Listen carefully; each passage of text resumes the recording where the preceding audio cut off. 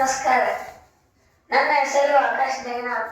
ನಾನು ಸರ್ಕಾರಿ ಹಿರಿಯ ಪ್ರಾಥಮಿಕ ಶಾಲೆ ಹುಗದಡಿಯಲ್ಲಿ ಓದುತ್ತಿದ್ದೇನೆ. ನಾನು ಇವತ್ತು ಕನ್ನಡ ಸಂಧಿಗಳ ಬಗ್ಗೆ ತಿಳಿಸುತ್ತೇನೆ.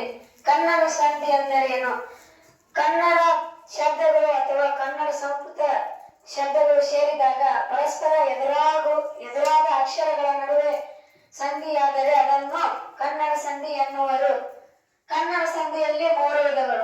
1ನೇದು ಲೋಪ ಸಂಧಿ, 2ನೇದು ಆಗಮ ಸಂಧಿ, 3ನೇದು ಆದೇಶ ಸಂಧಿ. ನಾನು ಲೋಪ ಸಂಧಿಯ ಬಗ್ಗೆ ಹೇಳುತ್ತೇನೆ. ಲೋಪ ಸಂಧಿ ಎಂದರೇನು? ಸ್ವರದ ಮುಂದೆ ಸ್ವರ ಬಂದು ಸಂಧಿಯಾಗುವಾಗ ಅಕ್ಷರ ಲೋಪವಾದರೆ ಅದನ್ನು ಲೋಪ ಸಂಧಿ ಎನ್ನುವರು. ಲೋಪ ಸಂಧಿಗೆ ಉದಾಹರಣೆಗಳು: ಊರು, ಅದೇ, ಅಲ್ಲಿ, ಊರಲ್ಲಿ. ಇಲ್ಲಿ ಊ ಮತ್ತು ಅ ಬಂದಿದೆ. ಊ ಲೋಪವಾಗಿ ಅ ಉಳಿದುಕೊಂಡಿದೆ. ಇದರಂತೆ ಕಾಡು, ಅದಿ, ಅಲ್ಲಿ, ಕಾಡಲ್ಲಿ. ಊ ಮತ್ತು ಅ ಒಂದು ಊ ಲೋಪವಾಗಿ ಅ ಉಳಿದುಕೊಂಡಿದೆ.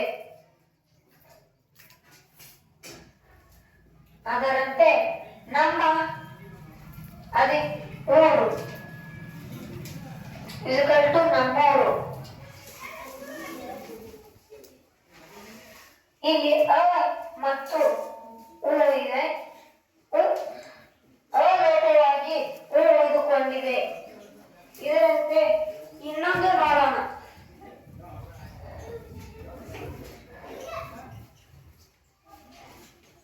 ಊರು, ಅದಿ, ಊರು